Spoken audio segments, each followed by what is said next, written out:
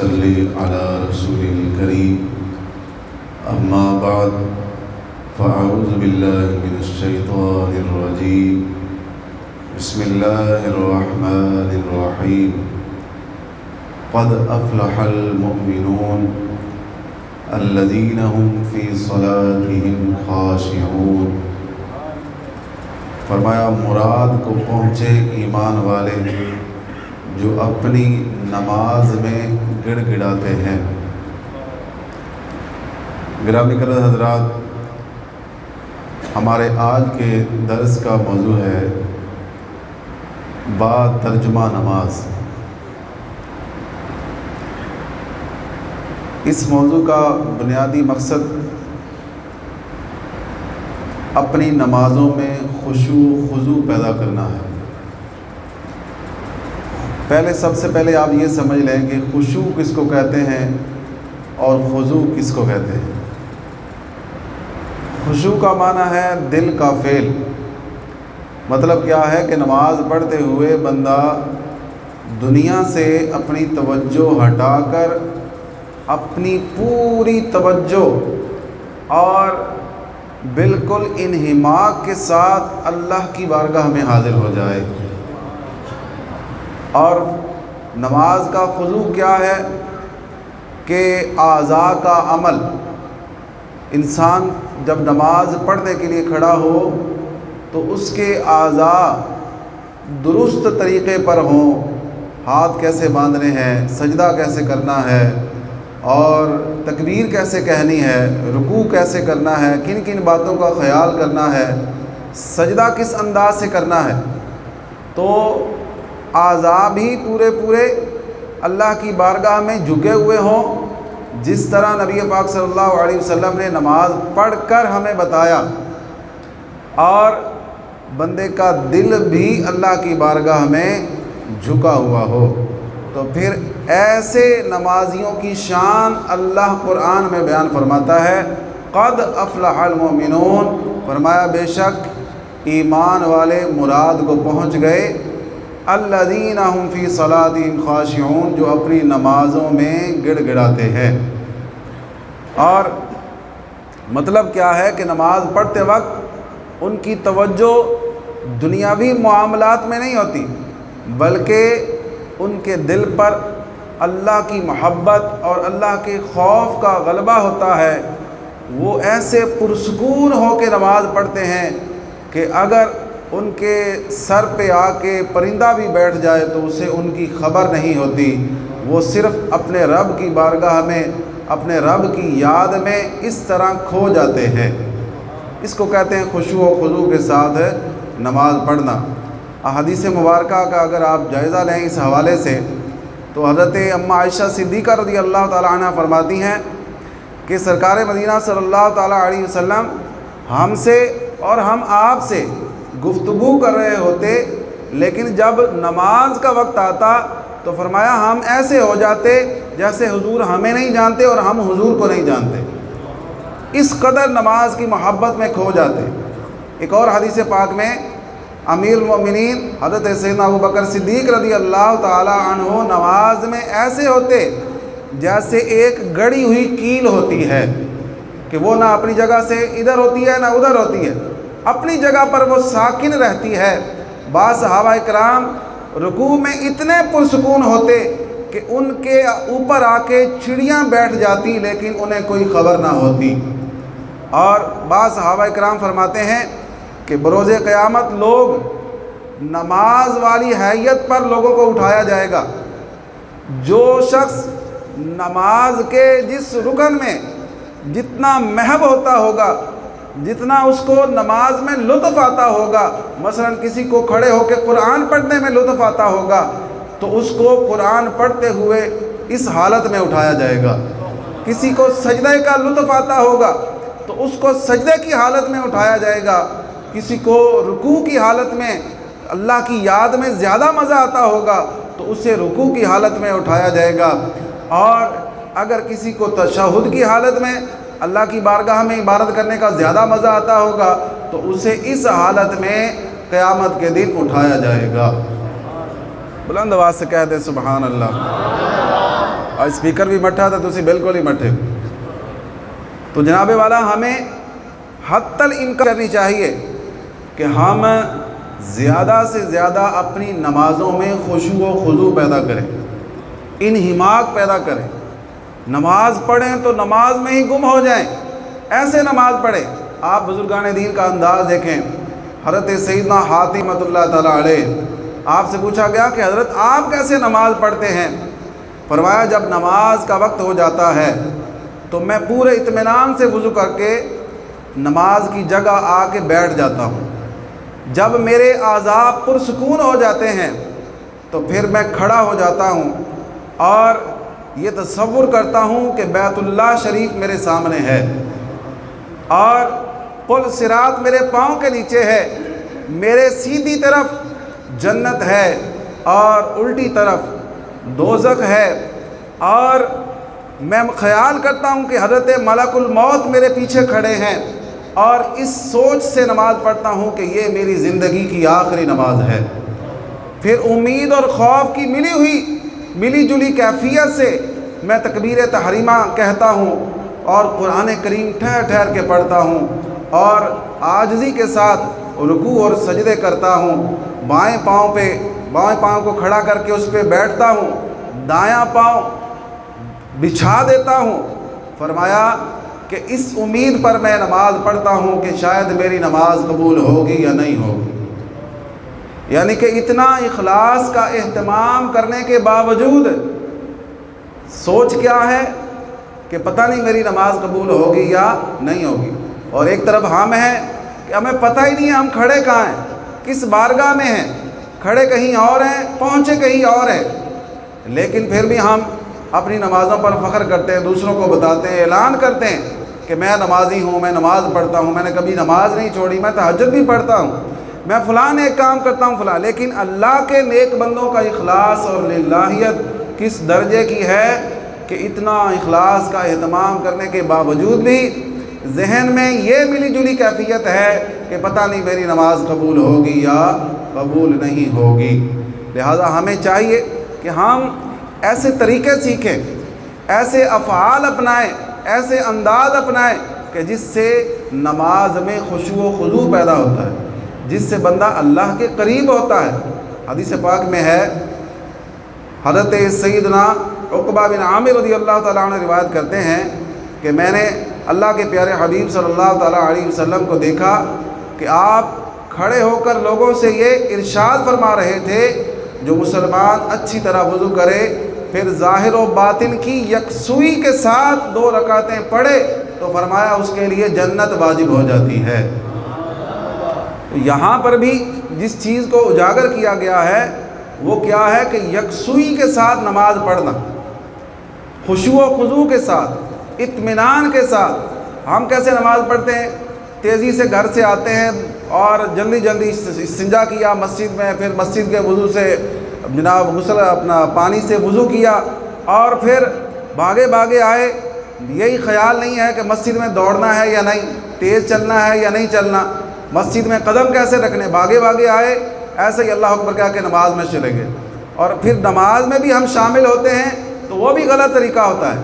جس طرح ہم نماز میں شامل ہوتے ہیں نماز شروع ہی نہیں ہوتی.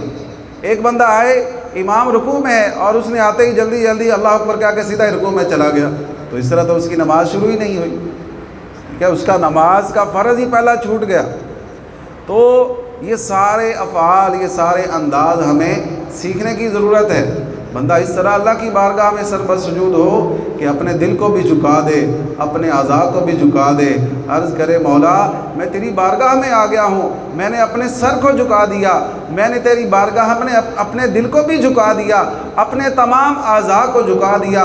مولا مجھ پر رحمت کی نظر فرما، میری عبادت کو اپنی بارگاہ میں قبول فرما لے. اس طرح بندہ نماز ادا کرے. میرے آقا کریم صلی اللہ تعالیٰ علیہ وسلم آپ لوگوں کو نماز پڑھاتے اور لوگوں کا خیال کرتے کہ کون کس طرح نماز پڑھ رہا ہے. ایک بار حضرت سیدنا ابو ہریرہ رضی اللہ تعالیٰ عنہ حدیث پاک کے راوی ہیں، بخاری شریف کی حدیث پاک ہے، امام الانبیاء صلی اللہ تعالیٰ علیہ وسلم نماز پڑھا رہے تھے اور سلام پھیرنے کے بعد ایک شخص سے آپ نے فرمایا کہ تم اچھی طرح نماز کیوں نہیں پڑھتے؟ تم اچھی طرح نماز کیوں نہیں پڑھتے؟ کیا نماز کو پڑھتے ہوئے نمازی کو یہ خیال نہیں کرنا چاہیے کہ وہ کس طرح نماز پڑھ رہا ہے؟ اور پھر فرمایا تم میرے پیچھے نماز پڑھتے ہو، غافل نہ رہا کرو، یہ اپنے ذہن میں رکھو کہ جس طرح میں تمہیں سامنے سے دیکھتا ہوں اسی طرح میں تمہیں اپنے پیچھے بھی دیکھتا ہوں۔ یہ میرے آقا صلی اللہ تعالیٰ علیہ وسلم کا عظیم معجزہ ہے کہ حضور سرور دو عالم صلی اللہ تعالیٰ علیہ وسلم دائیں بائیں آگے پیچھے اسی طرح دیکھتے جیسے ہم لوگوں کو سامنے سے دیکھتے ہیں۔ حضور سرور دو عالم صلی اللہ تعالیٰ علیہ وسلم اس طرح لوگوں کو نماز پڑھتا دیکھتے، کوئی غلطی کرتا تو اسے سمجھاتے۔ تو یہ ایک امام کی بھی ذمہ داری ہوتی ہے کہ وہ لوگوں کو بتائے کہ تم نے کس طرح نماز پڑھنی ہے۔ اگر کوئی غلطی کر رہا ہے تو اس کی تصحیح کی جائے، اس کو سمجھایا جائے اور اس کی نماز کی درستگی کروائی جائے۔ اور لوگوں کو بھی چاہیے کہ اپنی نماز درست کرنے کا خیال کریں۔ اب کب تک آپ ایسے رٹے رٹائے الفاظ جو ہے وہ بولتے رہیں گے؟ کبھی تھوڑی ہمت کریں، تھوڑا اپنی زندگی میں چینج لائیں، نماز کا ترجمہ یاد کریں۔ آپ کھڑے ہوں اللہ اکبر کہیں تو آپ کے دل میں اللہ کی بڑائی کا معنی موجود ہو، اور آپ ثنا پڑھیں تو اللہ کی پاکی آپ کے ذہن میں موجود ہو۔ سبحانک اللہم، اے اللہ تو پاک ہے، وبحمدک، میں تیری حمد کرتا ہوں، وتبارک اسمک، تیرا نام برکت والا ہے، وتعالی جدک، مولا تیری عظمت تیری شان بلند ہے، ولا الہ غیرک، اے مولا تیرے سوا کوئی عبادت کے لائق نہیں ہے۔ جب اس سوچ کے ساتھ، اس خیال اور ان معانی، ان مفہوم میں ڈوب کر آپ نماز پڑھیں گے تو یقین جانیں اپنے رب سے ملاقات کا مزہ آ جائے گا۔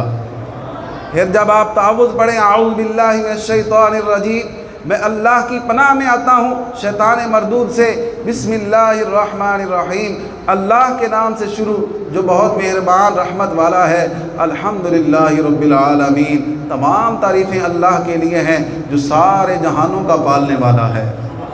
اللہ کی تعریف کریں، اللہ کی بڑائی بیان کریں، اس کی عظمت، اس کی شان بیان کریں، پھر اس سے مدد مانگیں۔ ایاک نعبد و ایاک نستعین، مولا ہم تجھ ہی سے تیری عبادت کرتے ہیں، تجھ ہی سے مدد مانگتے ہیں۔ اہدنا الصراط المستقیم، مولا تو اتنی شانوں والا ہے، ہمیں اپنے پسندیدہ لوگوں کے راستے پر چلا دے، ہمیں اپنے غضب کیے ہوئے لوگوں کے راستے سے بچا لے۔ پھر اسی طرح آپ نماز پڑھتے جائیں، رکوع میں جائیں، سبحان ربی العظیم، پاک ہے میرا عظمت والا پروردگار۔ آپ جب اس معنی کو ذہن میں رکھ کے نماز پڑھیں گے، یقین مانیں آپ کو دل میں ایک ٹھنڈک محسوس ہوگی، روح کو سکون نصیب ہوگا۔ پھر رکوع سے جب کھڑے ہوں گے، سمع اللہ لمن حمیدہ، کیا معنی ہے اس کا؟ اللہ نے اس کی سن لی جس نے اس کی تعریف بیان کی۔ کہ آپ اب تک نماز شروع کرنے سے لے کے اب تک اللہ کی شان بیان کر رہے تھے، اللہ کی تعریف بیان کر رہے تھے، اور اب آپ جیسے ہی رکوع سے کھڑے ہوئے تو اللہ نے آپ کو یہ خوشخبری سنا دی کہ بندہ جس کی تو تعریفیں کر رہا ہے، جس مالک کی تو شانیں بیان کر رہا ہے، جو اس کی شان بیان کرتا ہے اللہ اس کی پکار سن لیتا ہے۔ پھر سجدے میں جائیں، سبحان ربی الاعلیٰ، پاک ہے میرا پروردگار بہت بلند۔ تو اس طرح اللہ کی پاکی بیان کریں، نماز ترجمے سے یاد کریں۔ اگر آپ نماز میں اپنا دل لگانا چاہتے ہیں، اگر آپ واقعی نماز سے محبت کرتے ہیں، اور محبت ہونی بھی چاہیے کہ اللہ نے اپنے محبوب کے صدقے ہمیں نماز تحفہ عطا فرمایا ہے، اور نماز کو ہمارے لیے معراج بنایا ہے، اور میرے آقا نے فرمایا کہ نماز میں میری آنکھوں کی ٹھنڈک ہے۔ تو اس لیے نماز سے محبت کا تقاضا ہے کہ ہمیں نماز ترجمے کے ساتھ آنی چاہیے۔ کب تک جو ہے آپ اس طرح رٹے رٹائے الفاظ بولتے رہیں گے طوطے کی طرح، کوئی پتہ ہی نہیں ہے کیا کہہ رہے ہیں۔ اسی لیے تو ہمارے خیال بھٹک جاتے ہیں، ہم خود کہیں اور کھڑے ہوتے ہیں اور ہمارے خیالات کہیں اور پہنچے ہوتے ہیں۔ ایک شخص کی جو ہے وہ چٹکلا ہے ایسے یہ کہ نماز عشاء اس کی چلی گئی جماعت کے ساتھ، تو وہ رونے لگ گیا۔ لوگوں نے کہا یار اس کو نماز سے بڑا پیار ہے، یہ کہ ایک جماعت اس کی چلی گئی، یہ رونے لگ گیا۔ تو وہ کہنے لگا یہ معاملہ نہیں ہے، اصل میں ایک دکاندار ہوں، جب عشاء نماز باجماعت پڑھتا امام صاحب کے ساتھ تو میں ساری نماز کے اندر اپنے پورے دن کا حساب ملا لیا کرتا تھا، تو آج نماز چھوٹ گئی ہے، اب مجھے افسوس ہو رہا ہے کہ میں اپنا حساب کیسے کروں گا۔ تو بلا شبہ ہماری بھی کچھ کیفیات اسی طرح کی ہیں نماز پڑھتے ہوئے کہ ہم کھڑے تو امام کے پیچھے ہوتے ہیں لیکن پہنچے ہم اپنے دنیاوی معاملات کے اندر ہوتے ہیں، اپنی دنیاوی فکروں میں ہم محو ہوتے ہیں۔ حالانکہ ایسا نہیں ہونا چاہیے۔ ہمیں جس رب کی بارگاہ میں ہم آ گئے ہیں، کھڑے ہو گئے ہیں، کھڑے ہونے کی توفیق مل گئی ہے، سر جھکانے کی توفیق مل گئی ہے، یہ دعا کریں کہ اللہ دل بھی جھکنے کی توفیق عطا فرمائے، دل بھی اس کی بارگاہ میں جھک جائے۔ دل کیسے جھکے گا؟ جب آپ دل کو جھکائیں گے۔ دل کو جھکانے کے لیے یہ چیزیں، یہ اہتمام ضروری ہے کہ آپ کو نماز کے ظاہری باطنی آداب آتے ہوں، نماز کا ترجمہ آتا ہو، اور وسوسوں سے بچنے کے لیے آپ کچھ نہ کچھ اہتمام کرتے ہوں، نماز میں دل لگانے کے لیے آپ اہتمام کرتے ہوں۔ جیسے کوئی شخص اگر اپنے یہاں دل پہ ہاتھ رکھ کے یا ممیتو یا ممیتو 7 بار پڑھے تو اللہ اس کا نماز میں دل لگا دیتا ہے۔ اور اگر سونے سے پہلے آپ دونوں ہاتھ ادھر دل یہاں پہ رکھ کے یا ممیتو 7 بار پڑھیں گے، اللہ کا پاک نام ہے یا ممیتو 7 بار پڑھیں گے تو اللہ نماز میں، عبادت میں بھی دل لگائے گا اور بری عادتوں سے بھی نجات عطا فرمائے گا۔ اسی طرح آپ نماز شروع کرنے سے پہلے اپنی بائیں طرف اس طرح تھو تھو کر دیں، یعنی آواز بھی پیدا نہ ہو، اس طرح 3 بار تھو تھو کر دیں۔ تھوک پھینکنا ضروری نہیں ہے، نہ ہی تھوک پھینکنا ہے۔ اور 3 بار اس طرح کرنے کے بعد ایک بار پڑھے لا حول ولا قوت الا باللہ العلی العظیم۔ تو جس کو نماز میں وسوسے آتے ہیں انشاءاللہ اس کی برکت سے اس کو نماز میں وسوسہ نہیں آئے گا۔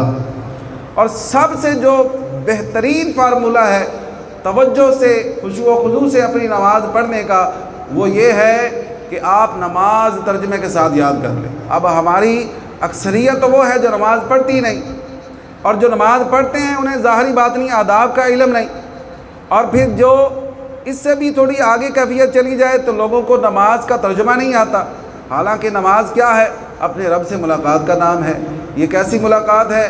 نہ ملاقات کرنے والے کو کوئی پتہ ہے کہ میں کیا کہہ رہا ہوں، پتہ ہی نہیں ہے کہ میں نے رب سے کیا باتیں کی ہیں، تو یہ کیسی ملاقات ہے؟